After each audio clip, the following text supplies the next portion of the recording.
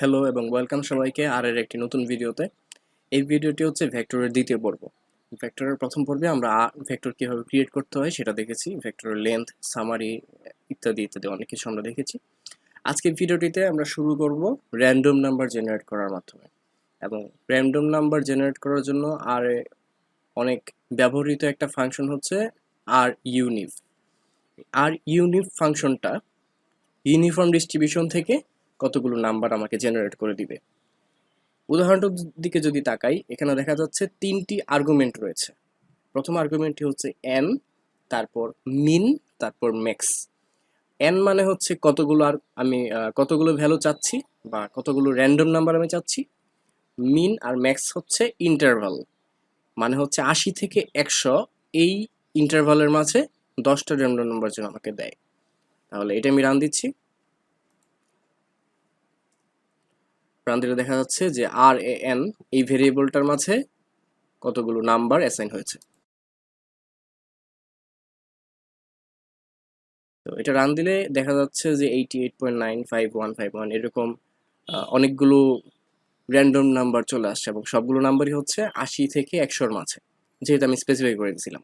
তো আমি যদি এখানে 100 না দিয়ে 10 লিখতাম, এখানে যদি মিনিমাম ভ্যালু 0 লিখতাম, এটা রান দিলে 0 থেকে 10-এর মাঝে 10টা ভ্যালু আমাকে দিবে।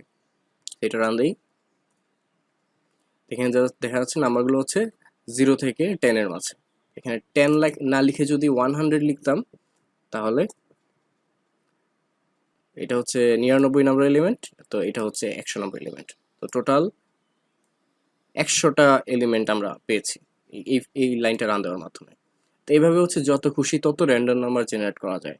তবে একটা জিনিস মনে রাখতে হবে, সেটা হচ্ছে এই যে যতবার আমি রান দিব এই লাইনটা, আমি আবার লাইন রান দিই, আরেকবার রান দিই, খেয়াল করেন যতবার রান দিচ্ছি, সরি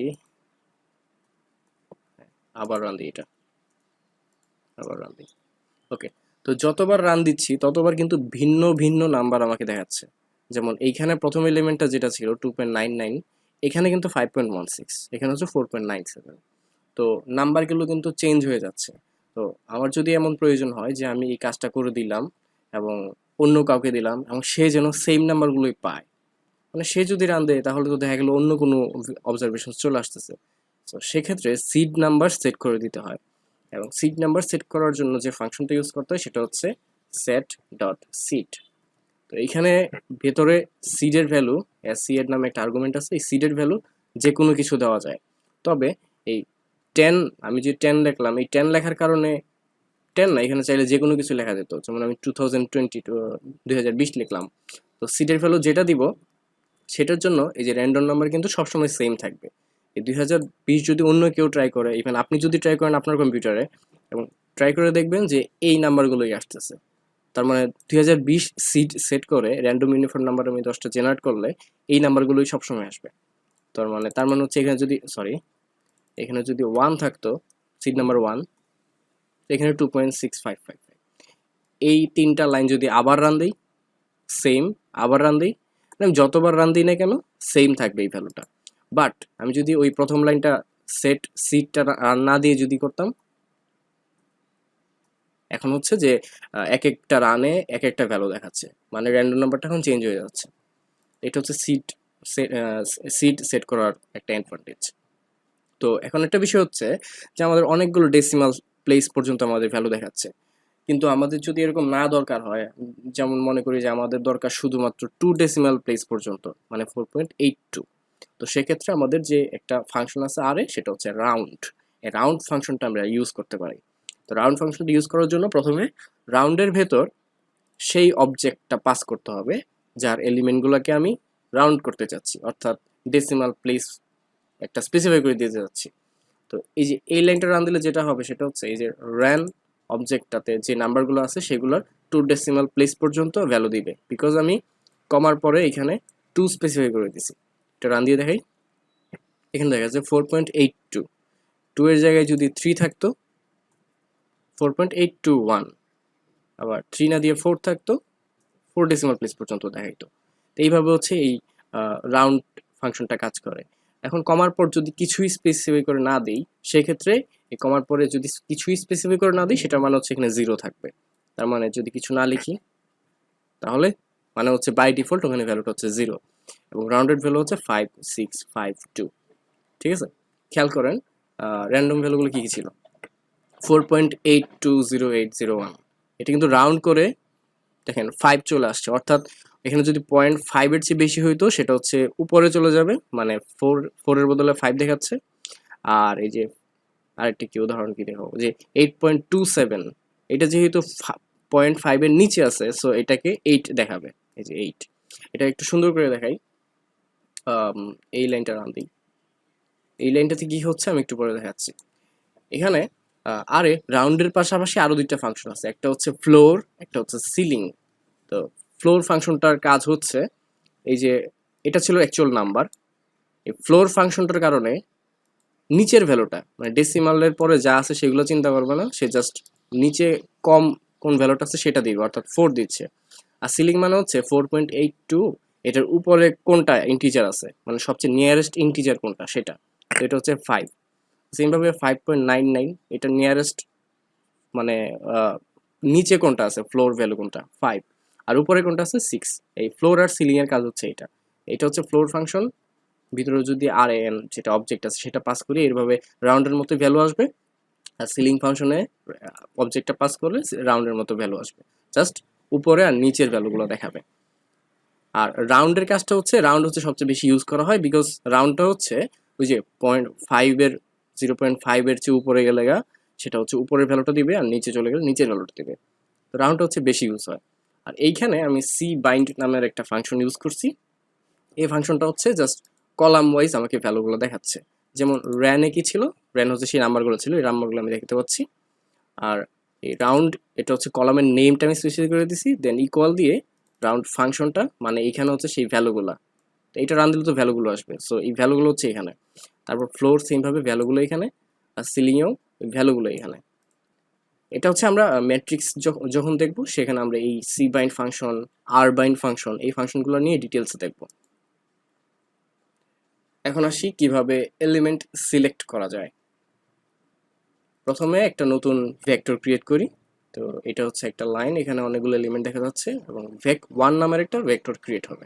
তো এটা রান দিই, এখানে কি কি আছে একটু চেক করি। এই হচ্ছে সেই উপাদানগুলো।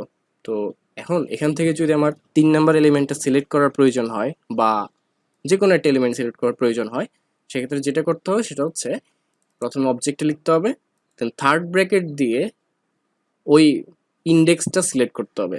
এখানে ইন্ডেক্সটা শুরু হয় 1 থেকে, আর এ ইন্ডেক্স শুরু হয় 1 থেকে, পাইথনে শুরু হয় 0 থেকে। এরকম প্রোগ্রামিং ল্যাঙ্গুয়েজ অনুসারে ভ্যারি করে যে ইন্ডেক্সিংটা কত নাম্বার থেকে শুরু হচ্ছে। তো যেহেতু এখানে ইন্ডেক্স 1 থেকে শুরু হয়, তো প্রথম ভ্যালুটা হচ্ছে বা এই থার্ড ব্র্যাকেট দিয়ে এখানে নাম্বারটা যদি 1 লিখি তাহলে আমাকে 1 নাম্বার এলিমেন্টটা দেখাবে, 2 লিখলে 2 নাম্বার এলিমেন্ট দেখাবে, 3 লিখলে 3 নাম্বার এলিমেন্ট দেখাবে। সো এটা আমি ফার্স্টে রান দিই। তো এখানে যখন আমি 3 স্পেসিফাই করে দিচ্ছি তার মানে আমাকে এই ভেক্টরের 3 নাম্বার এলিমেন্টটা দেখাবে। তো 3 দেওয়াতে 3 নাম্বার এলিমেন্ট হচ্ছে 2, সো 2 দেখাচ্ছে। এখানে 3 এর জায়গাতে যদি আমি 7 লিখতাম তাহলে 7 নাম্বার যে এলিমেন্ট সেটা দেখাবে। 7 নাম্বার কি আছে, 1 2 3 4 5 6 7, 6 আছে, সো এখানে আমাকে 6 দেখাচ্ছে। এইভাবে হচ্ছে এলিমেন্ট সিলেক্ট করা যায়। যদি মাল্টিপল এলিমেন্ট মানে পজিশনের এলিমেন্ট সিলেক্ট করার প্রয়োজন হয় সেক্ষেত্রে কম্বাইন করে পজিশনগুলো পাস করতে হবে, অর্থাৎ সি এটার ভিতরে হচ্ছে সেই এলিমেন্টের পজিশনগুলো বা ইন্ডেক্সগুলো পাস করতে হবে। যেমন এই লাইনটা 3 নাম্বার এবং 5 নাম্বার পজিশন আমাকে দেখাবে।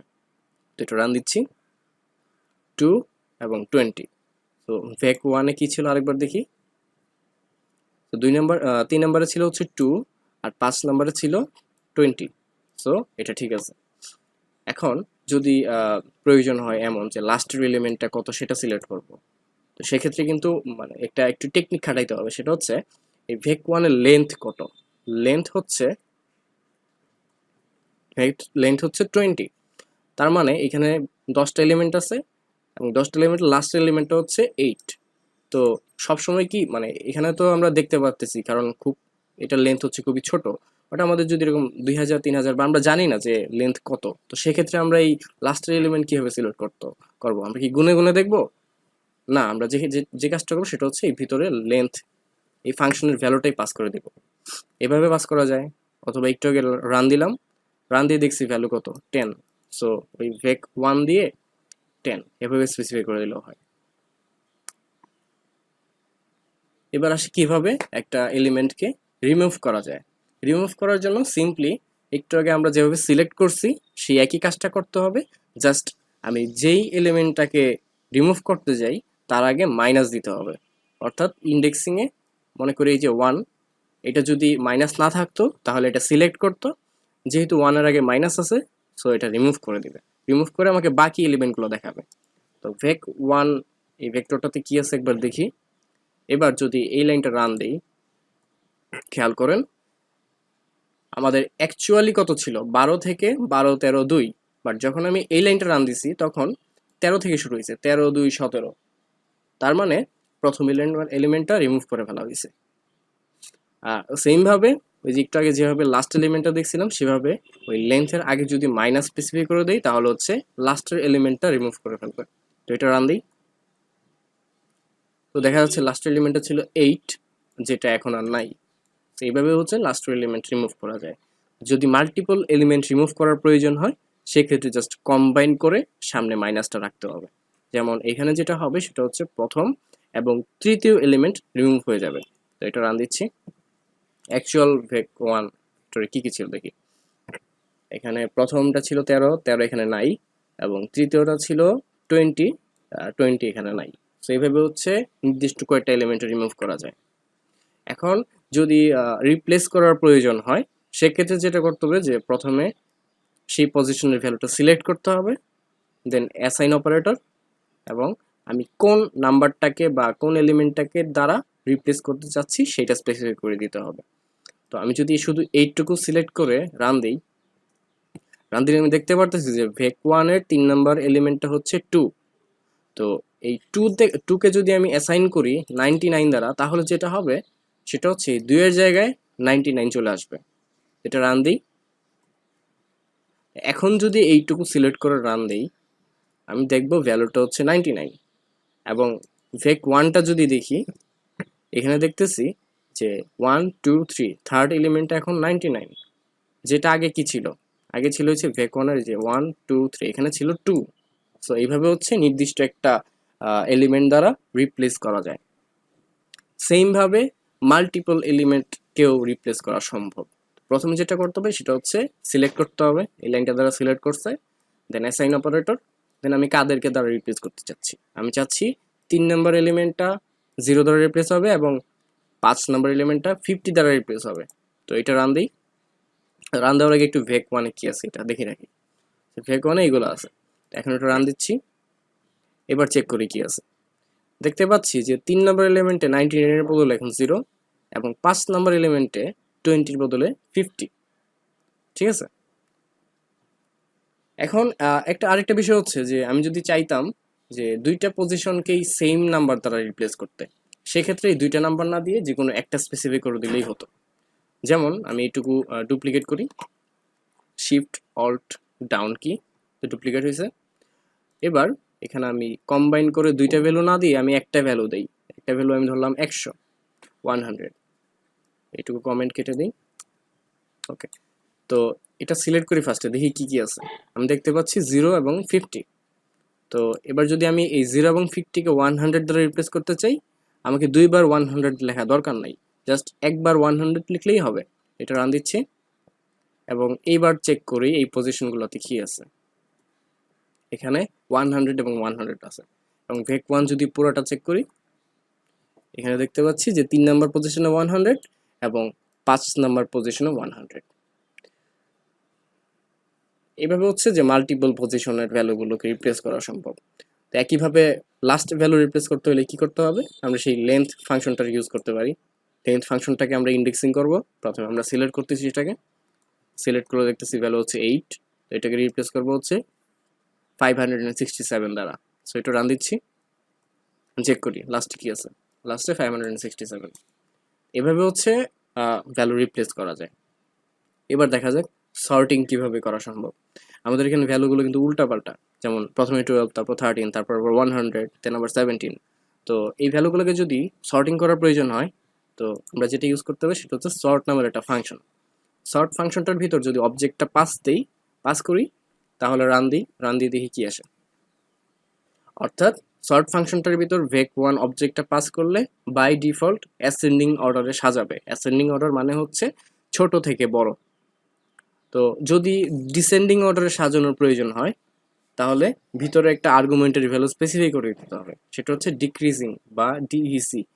তো অ্যাকচুয়াল আর্গুমেন্ট হচ্ছে এরকম ডিইসি REASING, দুইটা ইকুয়াল চলে আসছে, একটা কেটে দিই। আচ্ছা, এটা হচ্ছে অ্যাকচুয়ালি আর্গুমেন্টটার নাম। তো আমি ছোট করে লিখছিলাম বিকজ ছোট করে লিখলে কাজ হয়, যেটাকে বলে পার্শিয়াল ম্যাচিং। তো এইটুকু রান দিই। তো এখানে দেখা যাচ্ছে যে প্রথমে হচ্ছে সবচেয়ে বড় ভ্যালুটা, তারপর আস্তে আস্তে সবচেয়ে ছোট ভ্যালু দেখাচ্ছে। এভাবে হচ্ছে সর্টিং করা যায়। এখন আমরা একটু কিছু নর্মাল স্ট্যাটিস্টিক্সের ভ্যালু কিভাবে ক্যালকুলেট করতে হয় সেটা দেখি। তো মনে করি একটা নতুন ভেক্টর আমি ফার্স্টে ক্রিয়েট করি, ভেক2 নামে একটা নতুন ভ্যারিয়েবল ক্রিয়েট করলাম, যেটার ভেতর টোটাল 8 9 10টা ভ্যালু আছে।